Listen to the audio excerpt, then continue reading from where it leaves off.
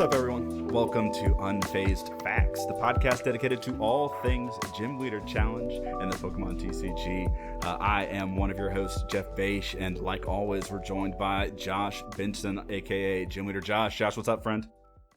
What is up? And Jeff, tonight we're going to go over the Fall Brawl. We just had that happen a couple weeks ago. It was awesome. It was a fun tournament, very diverse, as we're going to get into it with the meta. Diverse. But it was a very fun tournament. I think we just had a summer brawl not too long ago. But this was a nice, bigger tournament for the year. So we have lots to go over. And I know that Jeff got to kind of pop in here and there, but I got to play in it. And that was a fun experience as well. But yeah, it was a very good time. I'm excited to get into it. I want you guys to remember before we go into it, though, that it is November. And we're trying to be as thankful as possible, thankful for Gym Leader Challenge, thankful for our families, and thankful for zero-calorie soda. We love zero-calorie soda. It's very good. I'm drinking on some ginger root beer right now. But yeah, I'm excited to get into the Fall Brawl and talk some GLC. We have been casting for 3 hours now. And we're going to probably do another hour here talking about the Fall Brawl. So excuse us if we're a little drained and fatigued, but we just watched some super sweet gameplay during this Sunday night tournament, the first one we've had in a while with 18 players. But now we get the chance to talk about the Fall Brawl. Josh, you mentioned that you got to play in the Fall Brawl. On the whole, after playing in it, what are your thoughts on the Fall Brawl? And, don't tell us how you did because we're going to talk about that, but Just tell us your thoughts. I thought it was pretty fun. We'll get into the metagame here a little bit, but whenever there's prizes on the line, you tend to see the more higher, I don't want to say higher end, but there are some types that are clearly better than other types, and you're going to see more of that in games a lot of the time whenever something bigger prizes are on the line. So you see it more competitive nature in it. It was very fun. It went by really smooth. There wasn't a whole lot of hiccups. We had some awesome people hosting and judging for the event, and we'll go over them here in a little bit. But other than that, it was very fun atmosphere. Everybody was good. There wasn't a whole lot of discourse going on at all. Everybody was doing really well, and yeah, it was a good time. It was a really good time. Yeah, I got to pop in here and there and kind of check on what everyone was doing. Again, I never get a chance to play in these kind of big Saturday tournaments, and I didn't get a chance to cast this time around either, which left me with a little bit of FOMO. But I got to pop into a couple of your matches and a couple of other matches. I got to watch the official cast from Z-Man, which again we'll talk about him a little bit later up too, and all of that was great as the day went on. So I didn't feel like I missed out on too much. And I feel like, it's going to be great to kind of talk about this event because, big Gym Leader Challenge events with data are few and far between.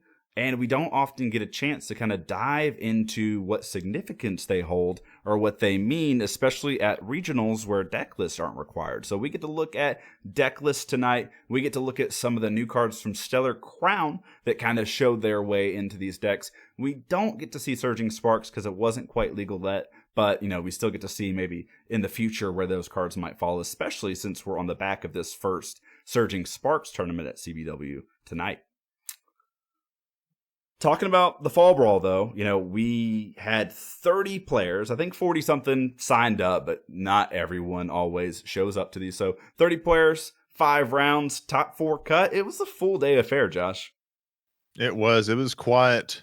It started around noon my time, and it went on, I believe, top 4 cut through 4:30 or 5 o'clock. So it was a long tourney. It was really good. And like I said, though, it ran really smoothly. If we did go overtime on a round, it was just by a few minutes, and we got going pretty quickly after that. But yeah, it's always great to have a good big tournament as opposed to, your smaller tournaments, 10 or less. And 30 players is enough to make you feel good if you do pretty decent in it, and just being able to play several rounds, like 5 rounds, just minimal, was really awesome to be able to play. Sometimes, as you go on, you get a little bit tired just because I feel like me playing standard and GLC, I get more tired playing Gym Leader Challenge just because there's so much more micro decisions that you have to make, so much more resource management that you have. And there's just a whole lot more that kind of goes into it. And the games last a lot longer. In standard, you could get 2 games done in 20 minutes, but in GLC, you're getting 1 game done in barely 40 to 45 minutes. So it's an all day affair. You are just going. And, but it's definitely fun the whole way through. I mean, I remember checking in, 4 o'clock and watching some of those best of 3 matches, and it just, you couldn't see the faces of the players, but it just felt like it had been a draining day for those that had been playing. Win or lose, top 4 cut. We had someone bubble out with, a ridiculous record, and it just felt bad for that 5th place finisher that we'll talk about here in a bit, who had the same record as, I think 3rd and 4th place, but just couldn't quite find his way into the top cut. Although top 8 prizes was pretty sweet. So, it was a fun event. I'm glad it happened. So this is where we need to give our special thanks. And Josh, since you were in the event, I'm going to let you take over from here. Yep. So on our special thanks, I wanted to make it a point to just thank everybody as it being November and we're being thankful. I just wanted to thank Weeder for hosting it. He has Cardboard Warriors, and he likes to put together these bigger tournaments. I think it's kind of quarterly or maybe thirdly. I'm not sure. But I'm thankful to Weeder and Cardboard Warriors for putting these type of things on.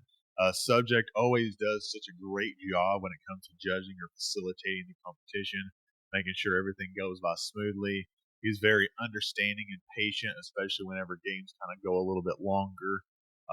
He'll kind of push you to make your decision, or else it's going to kind of go, but it's not in a demanding way. It's like, just make your decision or we're going to have to move on with the tie, And then Z-Man Cuddles, he did a great job casting. He spent his time that entire day casting for everybody that wanted to watch. So we are thankful to him for being able to do so. It was an awesome experience to have. And anyways, we're just thankful for you guys and everybody that joined in the tournament as well. And it was a good time. And then on the next slide, we also want to give it thanks to Darkside Games for sponsoring the competition with good prizing.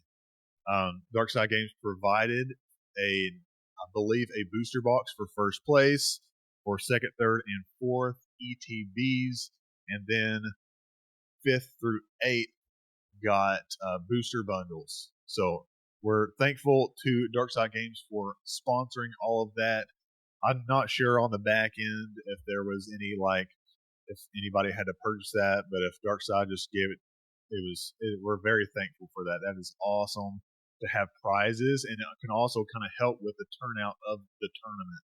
So, like Jeff said earlier, we had 40 plus ready for the tournament, but not everybody was able to get there. Sometimes on Saturdays, that some things may come up. So I imagine a lot of things came up for some people, but we are very excited to have Darkside Games sponsoring this last event.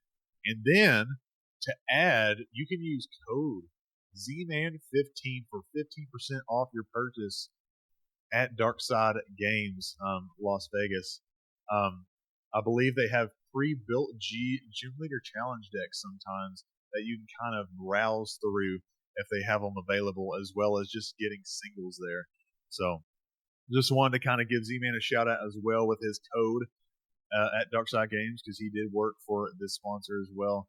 But yeah, we just want to thank all of you guys involved that got this tournament going and running. And thank you so much. Yeah, it was a sweet time. Again, thanks all those people again.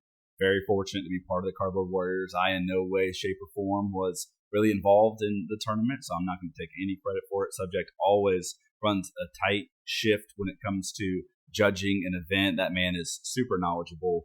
Weeder is just amazing at bringing people together for a Gym Leader Challenge. And then Z-Man did a great job casting, and I know that he had some help throughout the day, whether that was DJ Backwards, who is no stranger to people on the online community, or if that was Watto, founder of Turbo Fairy and Dusk Buddies, that ended up showing up on stream. And there's even an interview with the winner, which we won't spoil, that ends up coming into one of his VODs. So check all that out too if you're following this afterwards. So yeah, good stuff. Now, obviously, 30 players, prizing. People were going to bring some decks, and they were going to bring some decks that were going to do some work. And the decks that do work in Gym Leader Challenge are 3 types typically, and we see them represented pretty well here during this tournament. I mean, out of 30 players, a third of them played water. We had 10 players on water, followed by 6 on psychic and colorless, and then you just kind of have a splattering of other types. 2 dragon, 2 metal, 1 brave soul brought fighting. You've got grass, fire, and darkness running up the curve. No lightning. And when you see 10 water at the top and no lightning, it feels like it's going to be Water's Day. Josh, is this what you expected to see from the meta? I believe that the day before, I can't remember if we had a podcast the day before or a couple days before, I did say, I'm pretty sure I said something like, we're going to be lower on water, but I expect to see lots of psychic and colorless. I might have been wrong a little bit on the water, but other than that, this is pretty much exactly what I expected to see going into it. That's why I did go water myself, because a lot of these matchups are pretty decent for water. I'm not afraid of any of these types when it comes to it, but there are some psychic decks that play muscle band that really always get me all the time, every time. But yeah, this is the exact meta that I expected to see going into it as a player. Although I might have been a little wrong on water. Well, we always have said, and it seems like most tournaments up to this point that we've at least been following have felt like tournaments where, yeah, people will play strong types, but people tend to play their favorites. And this is the first time where I feel like maybe that wasn't the case, where people knew that there was prizing on the line. This is the first, webcam tournament with, I would say, substantial prizing. And we saw people bring out the big guns, the most consistent decks. And we talked earlier about how there were 5 rounds, the top 4 cut.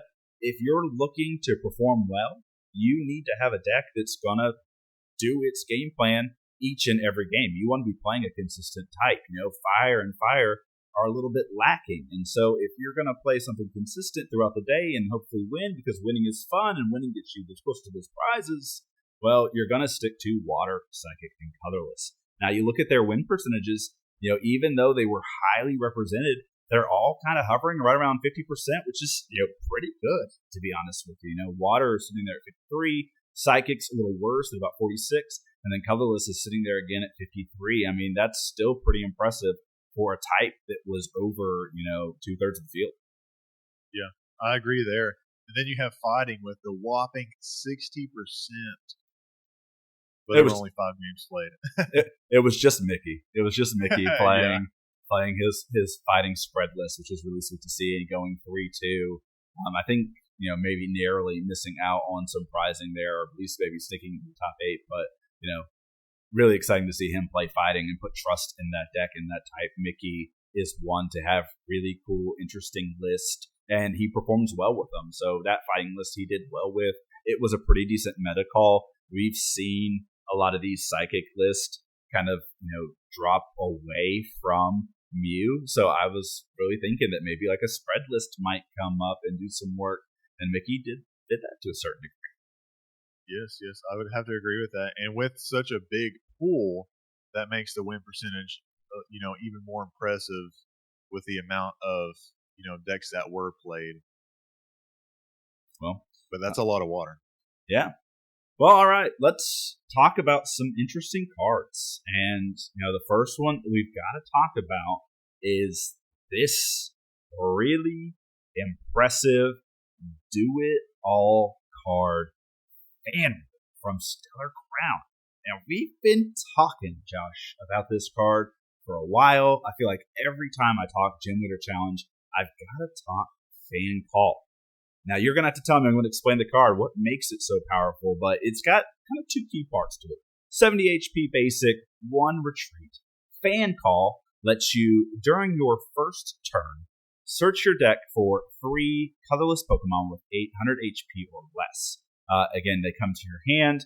They don't have to be basics or evolution. The only stipulation is 100 HP or less. Then, of course, you can only use that ability on the first turn. Pretty restrictive, is it? Well, then you've got Assault Landing, which is a 1 energy attack that does 70 damage if there's a stadium in play. I mean, Josh, what's wrong with this card? Where's the downside with this card? The downside with this card is that it's printed. Because other than that, this is a card that has everything all in one package. It's searchable by Buddy Poppin. It has a freaking amazing ability that allows you to search for 3 Pokemon for free, going first, or going first, going second. And then if there's a stadium in play, you have for 1 energy 70 damage. That can do so many different things, including donking. It can take out a very important basic on your opponent's side. And what makes it even more interesting is that this is the only card in the top 8 that was from Stellar Crown. There was no other card, I don't think, that was in the top 8. That just kind of shows you how powerful this Fan Rotom is. And I'm pretty sure it was in all 6 colorless decks, if I'm correct. I mean, you got to be playing it right. Like, I mean, know that we looked at this card on the first take, and we were like, well, okay, maybe it doesn't see play in like a turbo colorless build that's running like a whole bunch of like over 100 HP basics and is running a different kind of draw line than you've seen in some of the crazy code lists of the past. But it's just found its way into everything because it's like, not only is it a great setup of Pokemon set, it's a pretty good attacker. 1 energy for 70, and having a stadium in play being its stipulation is not that big of a drawback not to play it and use it to all its advantage. So Fan Rotom was in every colorless list, I'm pretty sure. It's definitely going to be in the ones that we talk about today. Even one of those turbo colorless lists that we talked about maybe not playing it. It's so good, they're making room. Yes, 100%.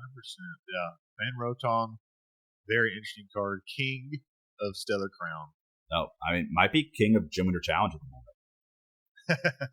Now, some other interesting cards that came up, and I can't tell you, dude. I tuned in to your first round match. I think it was right around the time that my son was taking a nap, and it was the first round. And I just remember tuning in, and you're getting your butt kicked, Josh. If I'm going to be honest with you, and it was a card that I had never read before or even thought about, and it's this card on the screen. It is Cloyster from the 151 set. And so it's, obviously a stage 1 with 130 HP, 3 retreat cross, kind of hefty, but it's got a protect charge, 2 energy, which is a little bit less than you typically see from Pokemon that see play in water. You get to do 80 damage. And then during your opponent's next turn, it takes 80 less damage. Like, that is pretty bonkers. 80 less is a significant amount. And then when you pair that with cards like Luxurious Cape and Acerola, which are cards that we have seen kind of comboed before, this card can really do work. And having played against it, Josh, what do you feel about it now? Man, this card was 100% very surprising. I wasn't too worried about it in the beginning of it because I was like, okay, I can deal with this thing. I'm just going to set up a little bit. I had to recurve an Alolan Vulpix at one point to set up it even more. But that being said, he was able to protect charge my Alolan Vulpix twice by the time I was able to semi set up.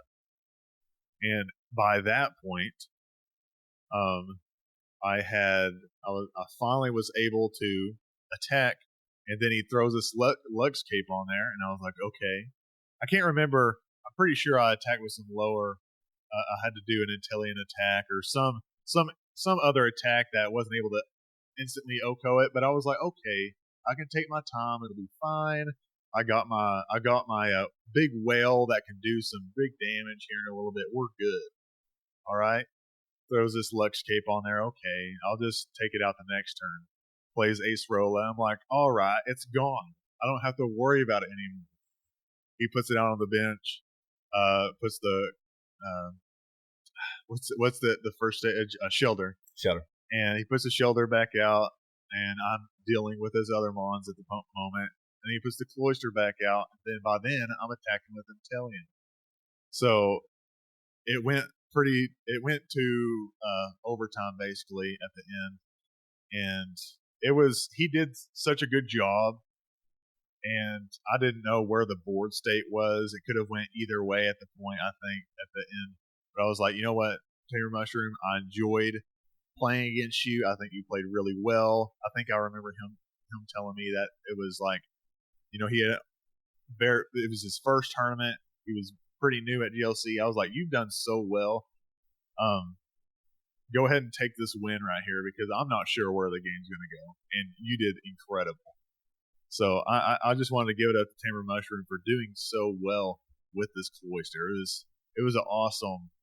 It did bring up a lot of surprise for a lot of people. They were very interested in this cloister play. Yeah, I'm super interested in it, and not too much of a spoiler, but when we do talk about our top 8 deck list, we are going to be talking more about Tamer Mushroom coming up. So this we'll see more.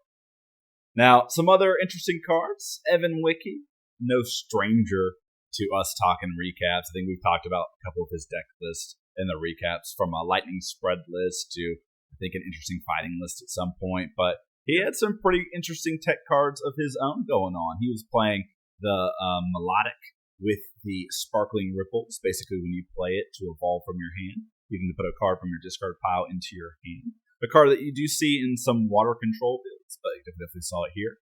Faba, which is a card I've been a strong advocate for. Love seeing it here included. Choose a Pokemon tool or special energy, a card attached to one of your opponent's Pokemon, or any stadium in play, and you can put it in the Lost Zone. It's kind of like Field Blower Enhanced Hammer, but just get rid of it on a supporter. And then a very interesting stadium. Pokemon League headquarters here, attacks by basic, cost 1 more. And it feels like that card is maybe targeting what the expected meta was, Josh. Yeah, there was a lot of big basics that you could see in Colorless. There's a lot of big basics in Psychic. And then you have your other, smaller big basics like fighting and stuff like that. So Evan Wiki played his lo-fi. It was kind of like a lo-fi water deck. I believe there was Seismitoad, Palafin, stuff like that. We'll get into it here in a little bit. But he used these cards right here as a very fun way to disrupt his opponent. Faba gets rid of things forever, puts it in the Lost Zone. Pokemon League headquarters is a disruptor, making you kind of makes it to where you have to have one more energy to use your attack, but also kind of disrupts. You don't see that coming a lot of the time. You don't see this stadium in that type of water deck. And then Melodic, I remember him talking about something like Melodic is just a second Versus Seeker in the deck. But what makes these cards interesting is that you don't see them that much in the type of deck that he was playing. And I can see that it was super disruptive going into it. Yeah, and we're going to see this list too coming up. So again, more from Evan Wiki here in a bit. Now, just some other interesting cards that kind of popped up that you don't typically see that often. We got Rosa here, which is, I think, typically your third, KO conditional card. So Rosa, if a Pokemon was knocked out during your opponent's turn, you get to search for a Pokemon, a trainer card, and a basic energy card. So we saw that both from Georgie and Watto. Watto's been, I know, a huge fan of this card since Dusk Buddy has come out. Then we saw a card, Sacred Ash, which is shuffle 5 Pokemon from your discard pile into your deck. Jeffrey was playing it in his colorless list. That's kind of crazy. And then back to Tamer Mushroom, another card. I know we talked about this on our tech episode, but you've got Rigid Band. The stage 1 takes 30 less. So not only do you have the Acerola Lux Cape, but you've also got Rigid Band here, probably a pot helmet. That was all in on tanking. Were you surprised to see these cards see play in a tournament of this size? Sacred Ash, definitely. Rosa's one of those ones that I know people like, and I played against Georgie and he used this Rosa. And at one point he was like, oh, man, I don't know if I have this. I was like, Georgie, from my past playing with you, you always have it. And by the end of the tourney, he had it. And it was just funny. I couldn't help but laugh. It was really funny. But Rosa's really good. And depending on the situation, people might argue differently. I think people talk about teammates in Rosa. I'm not sure. I can't remember what the other card is, but Rosa is a good card. Sacred Ash, that one's definitely interesting because it's shuffle 5 Pokemon. It's not shuffle up to 5 Pokemon. So you can use this and just shuffle all the Pokemon if you don't have 5. But if you have 5 in there, you got to put 5 Pokemon back into your deck. So Sacred Ash is just like one of those very niche cards that only Jeffrey probably should play. And then Rigid Band, I used to play this card back before I put Lux Cape in the deck. So I am a big Rigid Band enjoyer as well. It's a really awesome card. But Tamer really wanted to play Rigid Band, Pot Helmet, and Lux Cape going into this. And you'll see here in a little bit that it paid off for him really well. Yeah. Sometimes you get that surprise factor, right? Like sometimes you just play kind of the cool cards that your opponent doesn't see coming, and it pays off, right? Like your opponent Field Blowers, like maybe you played out Pot Helmet and Luxurious Cape at the same time, and your opponent Field Blowers them thinking they can deal with your tanky mon, and you're just like, well, here's a Rigid Band. Like, I mean, who sees that coming from a mile away? No one really. So it's fun. It's cool to have kind of these little tech cards made a little worse in an open deck list tournament, right? Like people can see that you're playing Rigid Band. People see that you're playing Rosa. Maybe they avoid taking a KO if they're a deck that can afford that to play around a Rosa play that's going to win the game. I don't know. But these are definitely things that, like, your cool tech card might not be as good in an open deck list tournament. That's all I'm trying to get at here. Sacred Ash, though. Sacred Ash was really, like, it makes a lot of sense when you think about it, right? Because, like if you're playing Super Rod, like, you're usually going to wait until you Super Rod 3 things back in.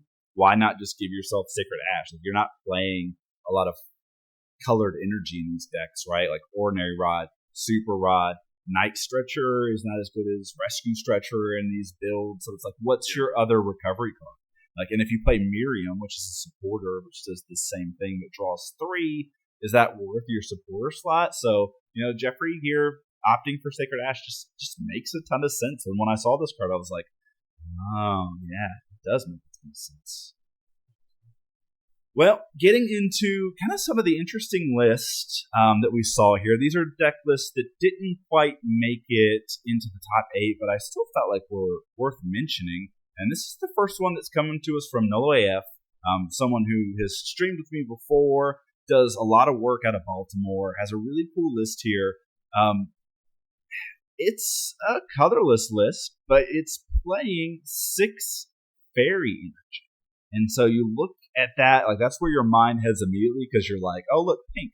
And then you start to be like, why? And you go, well, hey, they're playing Nina, which is just search your deck for a fairy energy and attach it to one of your Pokemon. And you're like, well, that makes a ton of sense if you're trying to incorporate a 3 energy attack with Nina and some other double colorless, which the only other energies they're playing besides fairy are the other double energies. And then you kind of look at some other things that are in this list. They're running Ether as a way to maybe, hit into some energy, Max Elixir. They've got a lot of different ways to kind of manipulate their deck to kind of get themselves in position. And then a really cool card that I thought that you wouldn't see in almost any other colorless list is they're actually playing Festival Grounds as a way to not let their Snorlax go to sleep because their Pokemon can't be affected by special conditions. So when I saw that, I was like, this list has to be included.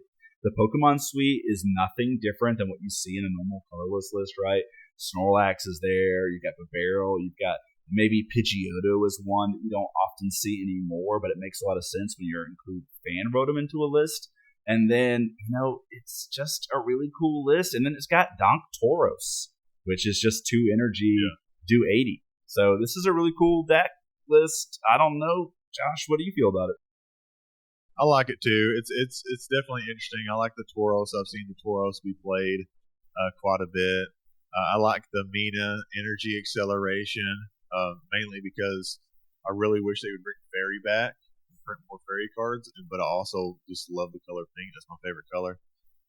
Festival Grounds is also really cool as a means to make up for not having like therapeutic energy, mainly because to keep that Snorlax awake. What I find interesting now, is there a revive in this list, or is it just the Buddy Buddy Rescue? Well, there is a Night Stretcher. I do see the Night Stretcher. Yeah, but I don't see a revive. The only thing I think is super interesting is why the Buddy Buddy. Is it to put, for your opponent to grab another Pokemon out of their discard as well, and kind of possibly set them up a trap? That's kind of what's going into my mind. But other than that, it's definitely overall a very interesting list, and you got the Pokemon communication to conserve some of your Pokemon in your hand without having to, get rid of other cards as another means to get any type of Pokemon out of your deck. I think one of the things too that we haven't mentioned quite yet is Crisis Punch Bunnelby, right? Bunnelby has the barrage attack unless you talk twice, and this deck can find itself in a situation where you're down 2 prizes. They'll just come back with Bunnelby Crisis Punch. You have the means to attach 3 energy to it. If you just go Mina, double colorless energy, Crisis Punch, you could potentially find yourself in a winning situation from a losing one. So kudos to Nola. I wish his deck list would have done better. I know that he's won his locals with a list similar to this before, but just still a super interesting list and was worth mentioning. Yeah, and they got that Bruno in there too. Oh yeah, Bruno's a sweet card. Well, next list that we need to talk about is a list that went 2-2-1 from Arlo Moore. Good enough for 14th place, but this is Iron Boulder list, and Iron Boulder has been making headlines. It can do 170 damage for 2 energy. The downside is that you need to have the exact same amount of cards in your hand as your opponent. And so in order to meet Iron Boulder's conditions, you're going to see things like Red Card and N and Iono and all these joint draw cards where you and your opponent are both doing things. Even Judge has made its way into a list like this so that you can meet Iron Boulder's conditions. Since this list needs to do that, and missing out on Marshadow, which probably would have paired really nicely with Iron Boulder, especially if you could scoop it up or recover it from the discard pile since that's gone. Again, obviously focusing more on those trainers to help it get there. And then beyond the Iron Boulder, it's kind of just a traditional Psychic Shell that's still maybe trying to recover a bit after those bannings, but you see things like Malamar and Xatu, which are both energy accelerants. You see Kirlia, you see Glade, you see Unknown, which lets you draw a card from your deck as another way to help you match your opponent's hand. There's just tons of other things like that, and then just good supporters to round it out. Good special energies, and of course all the certs that Psychic has available to it. Seems like a really cool list. Arlo thought Iron Boulder was worth it. Do you think Iron Boulder is worth all of the hoops you have to jump through to get there? I think Iron Boulder is a really cool card, and it can see a lot of success. The only downside is that condition that you have to have the same amount. I'd like to see, I don't know if Copycat is that great of a card, but it's definitely a card that gets you both the same amount. I think that's a card that might be worth playing. I like the Latios right there, paired with the Malamar and the Xatu. That way you can get that energy back in pretty well as also a big attacker besides Iron Boulder. And Giratina is always a good one to have, mainly because you can just always guarantee that you can have it unless a Hex is being played in play for the most part. But yeah, I like this list. I wish it would have been able to go the distance a little bit more. I think it's a solid list. Yeah, shout out to Arlo Moore for trying this out. All right, well, this leads us to our top 8, and we had an extensive showing of types in top 8. No, I'm just kidding. We had water and colorless. So yeah, we had out of this we had 2 colorless in top 4, but basically those colorless were the only top 8. 4 water decks, a psychic, and then 1 lone fighting from Nikki. So again, those top 3 types not only dominated the percentage of the meta, also dominated the top 8. And again, I don't think there's any reason why that shouldn't have been the case, but this is what our top 8 is. And then here we see Tamer Mushroom at 3rd place with that sweet cloister, which I love to see. Josh, any surprises in the top 8 for you? Besides the cloister, I think the cloister really was awesome, and that really helped with the success in the placing. That was a really good call, and he was just. I remember him telling me that he was like opening some 151 and saw the card and was like, "Hey, I think this might be good in that format." So that's how the idea was born. So that was really cool. And then I enjoy seeing fighting. The only fighting out of 30 players being in the top 8 as well. So that's also a really awesome treat. Josh, I was setting you up, man, to be like, you were surprised that you made it. That was the joke. You were in here. You're in our top 8 here. Number 7. Congratulations to you, dude. You played your Waylord deck. I know that last time that we were on the pod, we were actually talking about your deck choice, and you were like, hey, it's no surprise what you were going to play. Knowing what you know now, was it still the right call to have played your Waylord water deck? Yep, I think so. I think that there were a few things like if I could have got set up a little bit faster against O Mushroom, I feel like that it would have went a different way. And then the game against Georgie that I had, that was our tie that we had. That was a really good game, really back and forth. It went down to the last bit to where we weren't really sure on the outside going into it, so we just decided that a tie. But other than that, I think that my deck choice really wasn't a bad idea at all, and I enjoyed all the games that I had. There was a time where I had pretty much a potential donk against Spencer's fire deck, and all I had to do was have a way to retreat, but I could not. He was like, "Do you have a way to retreat?" And I was like, "No." I was like, "You get to live. You get to live for another turn." But other than that, yeah, I think water was a decent choice going into it, even though there was a lot of people that had the same idea going in. Well, let's talk about our runner-up here. We've got, I'm going to say the name terribly here, but we got Louis Surge G with a super sweet water list. And so we've got a whales list. And when you typically look at a whales list here, you're looking for Waylord and you're looking for Satitan. Actually, no Satitan in this list, but you do get another whale, Wishy-Washy. So the Scatter Wishy-Washy is a pretty interesting choice. Obviously, if it has damage counters on it, at the end of your turn, you get to flip a coin. And if it's tails, it gets shuffled back into your deck. So it can be used as kind of a, stall mechanic, but it's also a pretty good way to conserve resources in a way, while it also just does 130 on a basic with 180 HP. So Vitality Springs Blastoise is probably the most surprising thing about this list.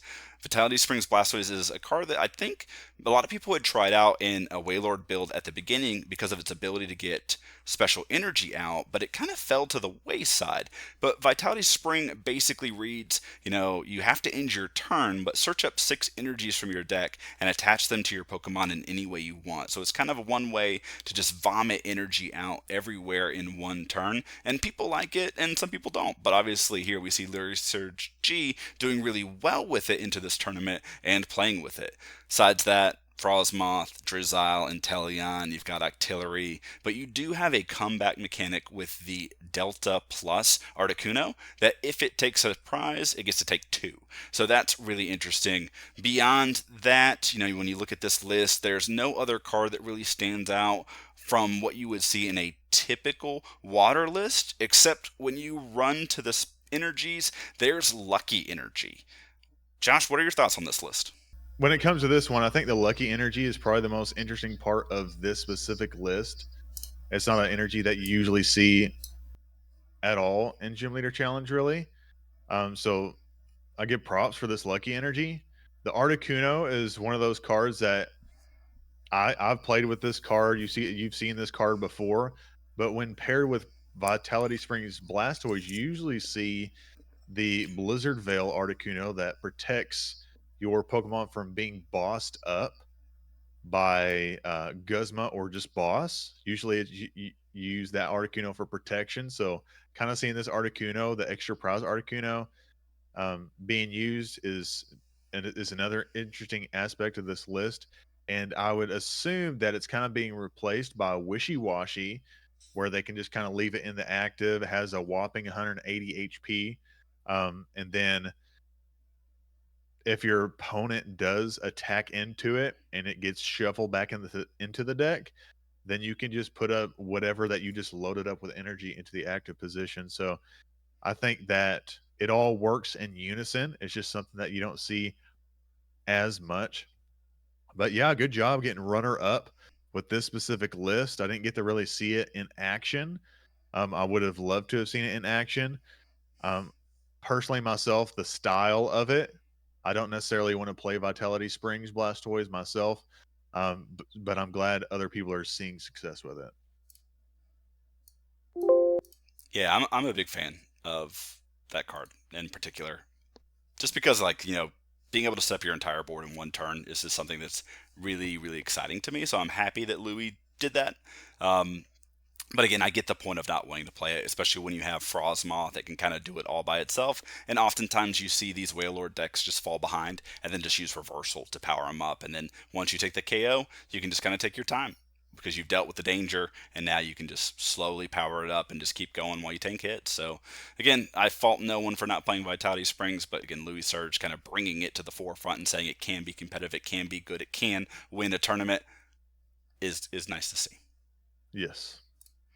Well, that leads us to our champion, Jeffrey, and we talked about his Sacred Ash earlier, but man, this deck is just kind of like his bread and butter at this point. Like, how many more times do we need to talk about Lazy Code, right? And we call it Lazy Code for two reasons. Number one, you got Porygon Z, who has the Crazy Code ability, which lets you basically rain dance special energies onto your Pokemon in any way that you want. And then you compare that with Slacking, who has the Lazy ability, which is basically just ability lock for all of your Pokemon, and then, or all your opponent's Pokemon. And then on top of that, it can do 160 for 3. You do have to discard an energy, and it can attack, but rarely is that an issue in these lists. Then you're running Fan Rotom, which we highlighted at the beginning of our podcast. Just a busted card, right? Fan Rotom is going to set up things like, it's going to get Bidoof to your bench. It's going to get your Mintino Centino running. It's going to get your Slacking and your Porygon Z up and running. So in this list, Fan Rotom really does it all while also being a great attacker. There's only 2 stadiums, Artisan and Parallel City, but the great thing about Fan Rotom is it doesn't have to be your stadium, right? It just has to be a stadium in play. Then Jeffrey's just got consistency pieces throughout the board. Technical Machine Evolution is a little interesting to see in one of his lists. It's something I don't think I've seen before, but it is definitely cool to see it in a list that's especially very heavily invested in evolutions, which is different than colorless lists that we've seen before. And then, of course, you've just got all these great ways to find Pokemon and special energies, Colress Tenacity, you've got Guzmahala, Winona is just such a busted card, and then of course a Jeffrey staple, Professor Kukui. I mean, this is the list to beat, right, Josh? Yeah, this right here is an exceptional list. As you said, the evolution is probably the most interesting part about this list. You don't usually see Jeffrey play the evolution, but since his deck is so prominent on wanting and needing these different types of evolutions with the Slocking line, the Porygon Z line, Bibarel, Chinchino, all those different ones, it's not surprising to see. But I've gotten to play against Jeffrey with this specific list, Ixnay Fan Rotom before, and it was a force to be reckoned with then. I can only imagine now with the Fan Rotom in being legal, it's just going to be like you said, the deck to beat. It's a really good list. It's very thorough. He's been doing this specific list for a while now.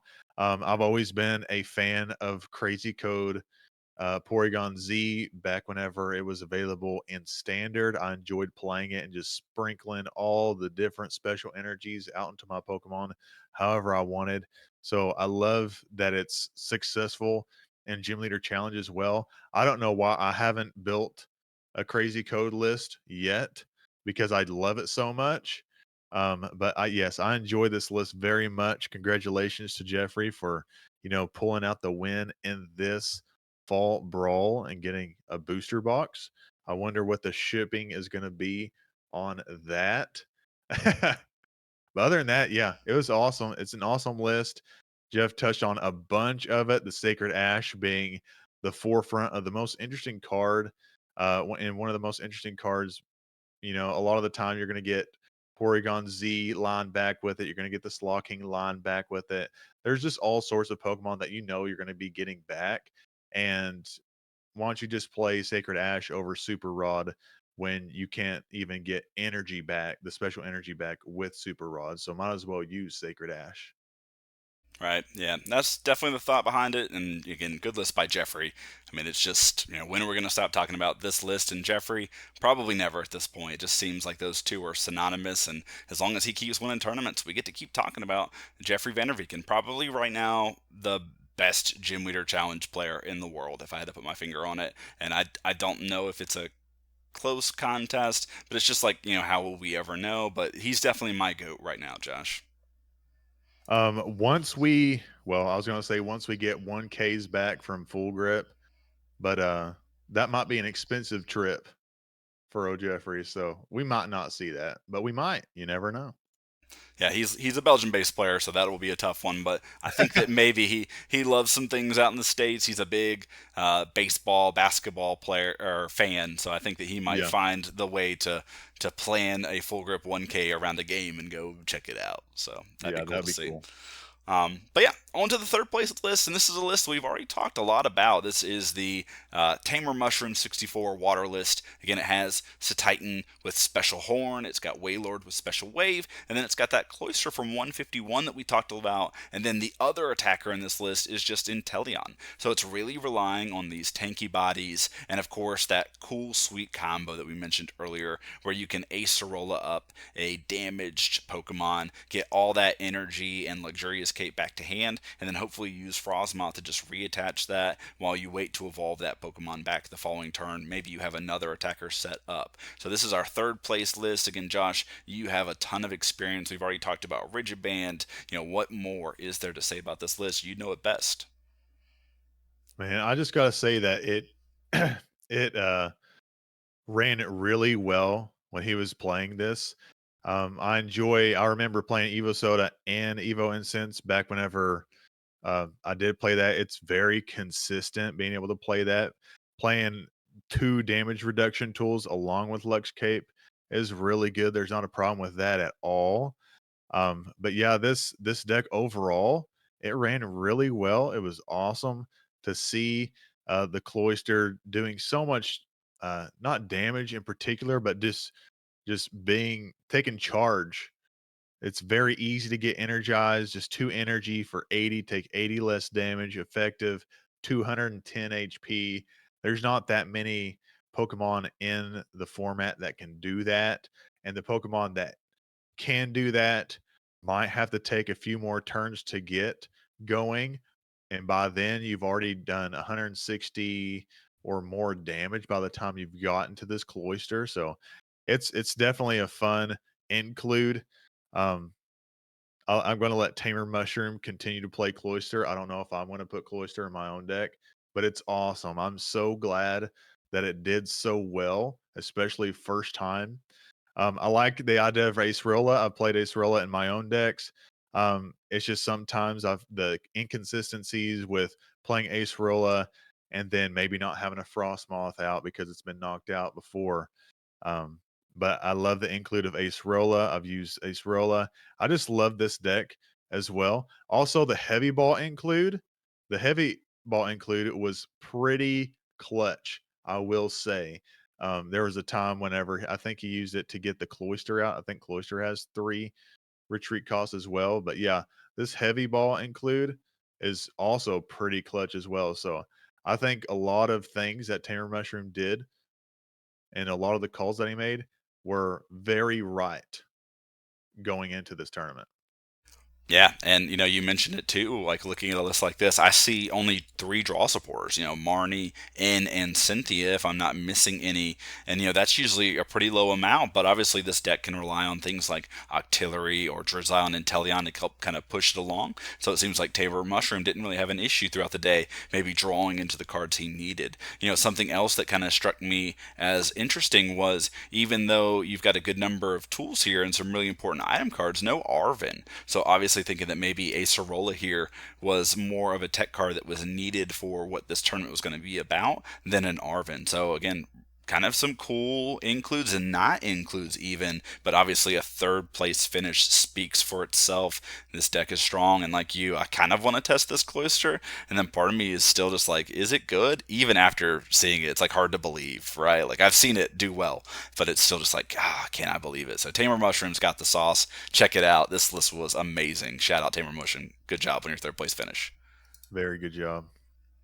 All right, next list is Peche. And again, no stranger to top fours at these tournament. Peche did really well. And this was the colorless list that we've all been kind of expecting to see. And it's still just kind of lingering in the shadow of Jeffrey's crazy code list. So this is turbo colorless. And of course, we talked about Fan Rotom being involved, and here it is. And even though the only Pokemon you can really get off of Fan Rotom are Bidoof and Squovit, that's still worth it. That's still, Fan Rotom go grab two Pokemon. That's Buddy Puff, and that's Nest Ball searchable.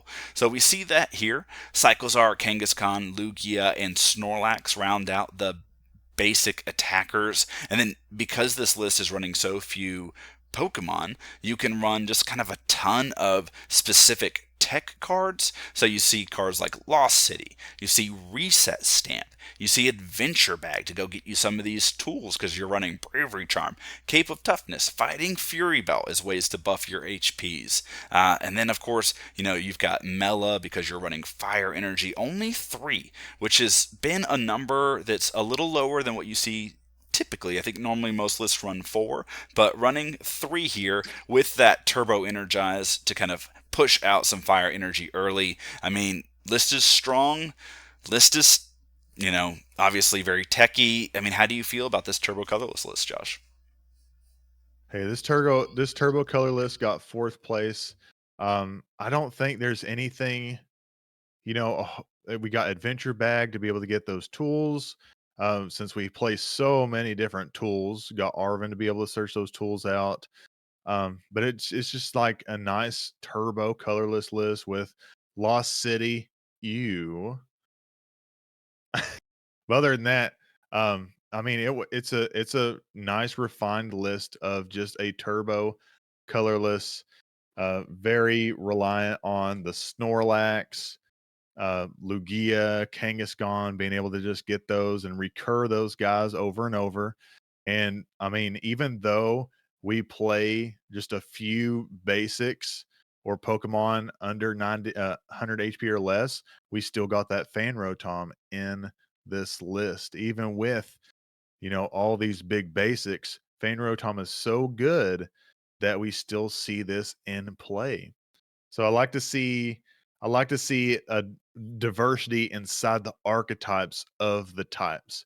So if you do look at, I mean, even in the next list that we look at, most of them are not the same archetypes within the types that you see. So that was the diversity in this tournament, is that they were all kind of like different.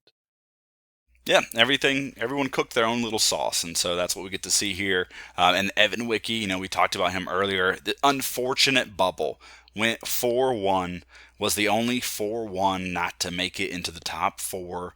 Breakers being bad is a thing, so we feel for Evan Wiki. Didn't get a chance to show it off. Still walked away with some prizing, so there's at least that consolation prize. And he walked away with a really sweet list.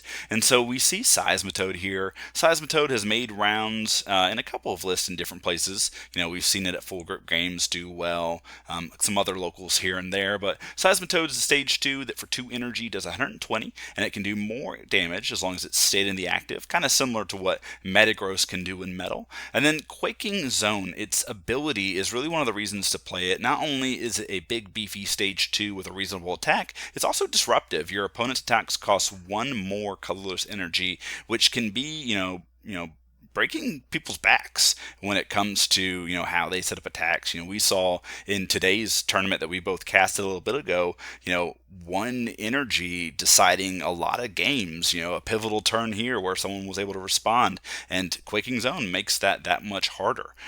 Besides that, you've got big punching Palafin with its Justice Kick attack that can do 210 if it's switched from the bench to the active that turn. Of course, Inteleon's a great attacker. We've got Grudge Drive, Basculegion, which can do 120 for 1 energy if something's been knocked out the previous turn. And then you got Fion here with Whirlpool Suction, which is basically like half an escape rope, and then you put it back on the bottom of your bench, of course that being the Fion. So an interesting list, and of course we already mentioned the Melodic and some of the other pieces in this deck that make it that much more disruptive. Pokemon League headquarters is like that Seismitoad on a stadium, so it's nice to have some redundancy there. And then of course, Faba, that Lost City, you've got a controlling aspect to your low energy water build. So a really cool list. And Josh, as a water aficionado, how do you feel about it?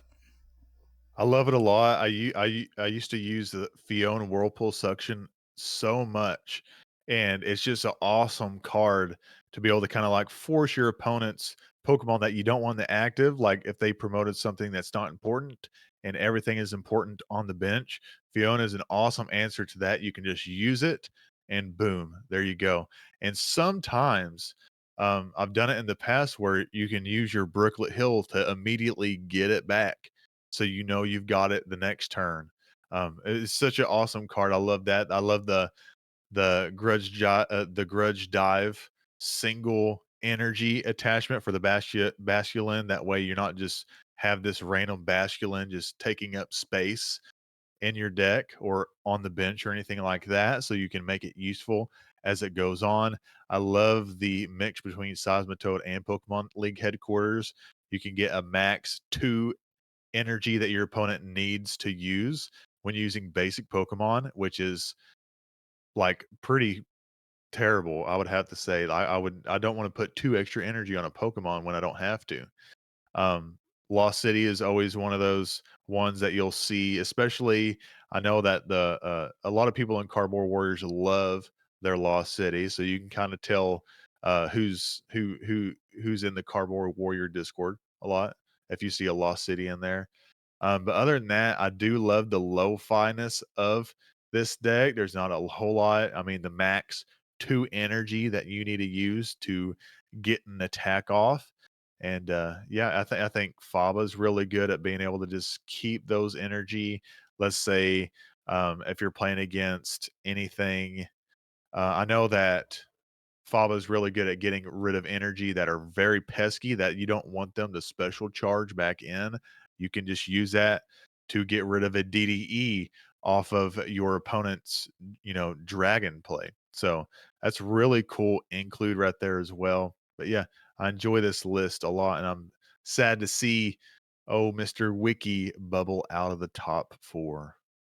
Yeah, I think that this list was designed basically to do 2 things. I think it was designed to deal with whales to a certain degree, because you can see that it's got the capabilities to do 230 damage with a Palafin plus a Muscle Band. There is no Hex Maniac, of course, in the list, but you just pair Palafin plus Muscle Band plus Lost City, Wailord is gone. Obviously, special energies come into play, and of course, if you're making whales have to put more energy than already the 4 or 3 that's required with one of those boosters like Pokemon League Headquarters or Seismitoad, it does that. And then, of course, the same thing can be said for colorless, right? Evan Wiki knew what he was going to see, and he planned for it. And that's what this list did. Again, and I think that if Evan had found his way into the top 4, he would have been a contender for the title just because of what his deck could do into the top deck. So it's sad to not be able to see that. But again, I'm happy for Evan. He had a lot of success. I think he would have done well too if he had made it way to the top 4. But again, kudos, sweet list, great list, interesting list, and like you mentioned, a list that even within all the water lists that we said, the 10 out of 30 that were in this tournament, a very unique list unto itself. Hmm.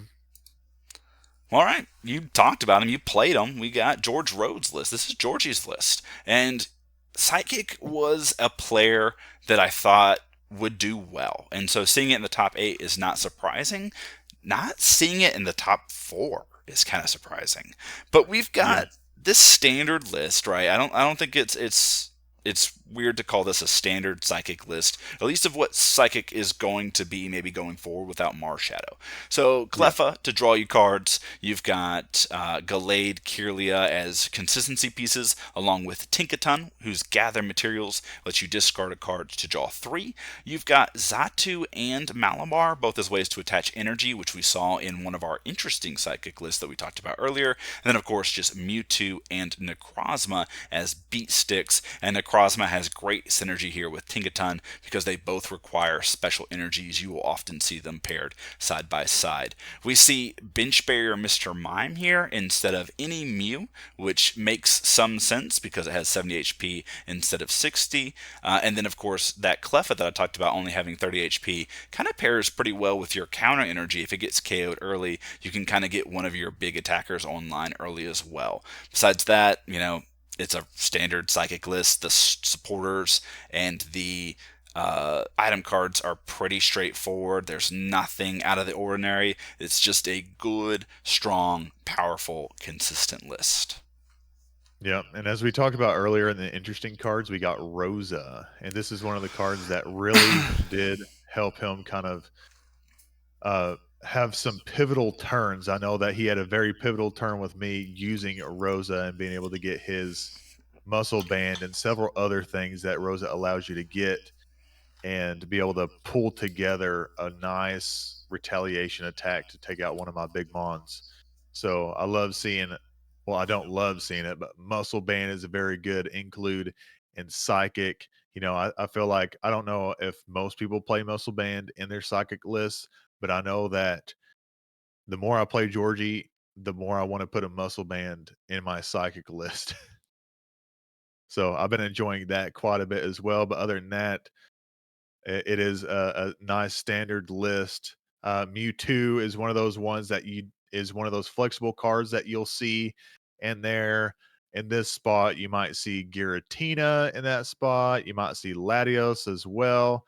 But in this case, we have Mewtwo, which can hit 180 if your opponent has 3 or few prizes left.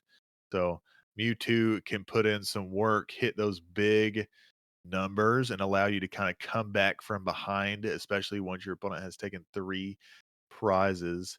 But yeah, nice list by Georgie. Good job on your 6th place finish. Yeah, great list. Enjoy looking at it. Enjoy kind of thinking about what these lines look at. Now, you mentioned the muscle band and hitting that 200 number. I don't see a Hex Maniac in here though, so I'm wondering if the plan is just to attack twice into a Wailord. That was kind of the only thought I have. Usually when I see Psychic lists with muscle band in them, I see it paired alongside the Hex Maniac because the game plan is that 200 damage is going to get me to that number to KO Wailord. But again, George opted not to play it here, and obviously the right call. 6th place Trinix is real strong. Yes. Josh, this next list I feel like you should talk about. Just tell us about Gym Leader Josh's list. All right. So this is a list I've been trying to put together for a very long time now. Just been refining it over time and over time. We just got a new Titan, so that's cool. Might try to fit this in the list. That means less special energy. But this specific list right here, um, it ran pretty well. There was a couple times where I had some slower setups, which is not something that usually happens, but usually happens whenever it counts, which is kind of fun. But other than that, it ran really well for me. A couple flex spots that I had that I was kind of like a meta call was the Hex Maniac, whether I should play that over a Bridget or an Ace Rolla. So I chose to play Hex Maniac to make sure that I could kind of turn off some, have some pivotal turns where I could turn off abilities for my opponent after taking a knockout. It happened a couple times. The town map isn't included because I find myself, if a Waylord or a Satitan is prized, I really need to find it. So I got that in there so I can play that early on and be able to get, most of the time I will be able to get a knockout or two. So that allows me to just kind of cherry pick my prizes as I go on, which is really helpful. But other than this list has performed very well for me.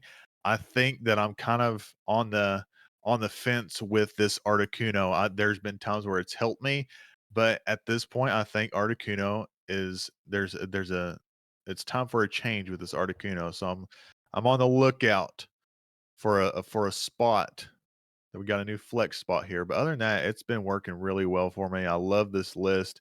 It's very tanky, just the way I like it. I expected to see more lightning since Raikou isn't a part of the meta anymore, and it got banned. I assumed that people would play, some new spread lists or just lightning in general. And I thought that because it was like a reverse thing where since Raikou is banned, people expect not to see lightning. Therefore, people would play lightning. So it was just that whole thing. But nobody played lightning, so that was a weakness. Gar was a what you call a bad meta call. But other than that, I enjoyed playing this list. It ran almost flawlessly for me all day. So yeah, I'm pretty happy with it. Yeah, it's great. I've got no comments, really nothing to say. Obviously, you talk about the flex spot for Articuno. We've talked about the new Titan. Is the new Titan finding your way into the list, the one from Surging Sparks? Yeah, we're gonna definitely play around with it quite a bit. Gonna take this Titan out, and since the difference between the two is more energy but no special energy, we might just see more basic energy in the list. And also with the amount of energy, man, I don't know if I'm gonna go back to Caliber or not, because it just kind of changes the deck quite a bit to where it allows some different plays. So I'm gonna have to play around with it quite a bit. Caliber might find its way back into the list. We might have a little bit of snipe in there. I'm not sure. Probably not. But yeah, it's gonna find its way in there somehow, somewhere. Yeah, I was about to say if you're throwing back Excalibur back into the list, you probably have to be considering Kyogre. And then you mentioned the snipe. Obviously, Kyogre 140 basic is a little tanky in and of itself, and then conserves energy. I don't know, something to think about. Obviously, you've thought about it a bit as you mentioned it there, but we'll see. I'm excited to see where your tag team Titans Go list goes in the future. Yeah, I'm excited too. All right, the list I'm most excited to talk about is Mickey's 8th place finishing fighting list. The only fighting list on the day. Making it into the top 8 is just super exciting. And it's not even a list that we've seen have a lot of success, which is Hitmon Bros. We're talking about just fighting spread here. So in this list, you've got a couple of your typical fighting mons that you're going to see. You've got the entire Machamp line, and Machamp has the Crisis Muscles ability, basically stating if your opponent has 3 or fewer prizes, it gets an extra 150 HP, effectively 300, and then it can do upwards of 200 for 2 energy. Just one of the best Pokemon that fighting has to offer. And then the stage 1 is just ultra bench barrier. So you've got to play Machamp in almost every list. Throw that in with the Revenge Lucario that for 1 energy does 30 plus 120 if one of your fighting Pokemon was knocked out. It's hard to beat 150 for 1 energy, and that Lucario is pretty good. Now, to kind of pair with these two really strong Pokemon, you've incorporated kind of a spread game plan. At least that's what Mickey did here. So you've got the new Tinglu that does 30 damage for 1 energy, and then if you're able to discard an energy, it does 30 to all of your opponent's bench Pokemon as well. So effectively 30 energy everywhere for 1, really good. And that same effect you get on Palisand, which is a stage 1, and then for 1 energy you can do 30 everywhere. Now, to go along with those spreaders, you've got Hawlucha, which is one of my favorite Pokemon of all time. Flying entry, you plop it on your bench. You get to pick 2 Pokemon and put damage counters there. And then, of course, Tyrogue, who has free retreat, and then also has the Bratty Kick ability. Flip a coin. If heads, put 3 damage counters somewhere. If tails, end your turn. So it's kind of a two-sided coin, but it's pretty good at getting through bench barriers if you need to. Now, besides that, because you're running Ting Lu, you got to run a ton of stadiums. This deck is running 6 stadiums from Artisan, Brooklet Hill, Scorched Earth, Silent Lab, Training Core, and Viridian, all pretty useful. And then, of course, because it's fighting, you see a ton of supporters being played. Since the deck basically needs like no energy to function, you've only got 6 basics plus the 2 specials. You still need to find them. And of course, there's some pretty cool tools in here. Lucky Helmet is just a really cool card to include in any deck. So I love seeing that here. It just shows kind of Mickey's creativity with a deck, and especially a deck like Fighting that struggles with drawing. How can you get around that? Well, get a tool to do it for you. And so that is Mickey's Fighting spread list. Josh, I mean, how do you feel about it? I dig it. I love this list. I really love Palisand. I love Ting Lu. I play those in my own fighting spread list. I also play the Machamp in there because you want to play that awesome Machoke. But I love this. It's very simple list. It's very nice. I like the Tyrogue as a free retreat option as well. You got your flying entry Halucha that puts a damage counter on 2 Pokemon. Put 1 damage counter on 2 Pokemon on your opponent's bench. Kind of ping your way to victory with that spread. It can kind of help boost up that damage that you can put out. And then I just love these stadium selections. Scorched Earth being one of those where I believe you take what 2 damage counters. It's kind of like, is it kind of like Gatejaw Bog? I'm pretty sure. I cannot It's remember. discard a fighting energy. I think it's draw 2. Okay, discard of fighting energy, It's draw draw 2 two. or So, draw 3. so that's a nice include as well. You don't see that in many fighting lists, really, even though it has synergizes with fighting well. And then the Rocky Helmet, like you said, I love that. If you attack into it, you put 2 more damage counters on there. So it's just like making sure that you're constantly trying to get some type of energy output as best you can out into the field. But other than that, I love seeing that this was the only fighting list, fighting player that we had, and it got 8th place out of our 30 players. Fighting's strong. I feel like fighting's just one of those types that's maybe underplayed because people still view it maybe as a lesser type, but it's been putting up results here and there are some dedicated pilots out there putting up results. So if fighting is something that interests you, here's a deck with some results. Check out Mickey's list. It's definitely strong, definitely powerful, and it can do its thing. And on any given day, it can win some games. Yeah, it's very simple to execute as well. Yeah, I mean, turn 1, going second, and doing 30 everywhere. Is there anything better in all of Gym Leader Challenge? No. No.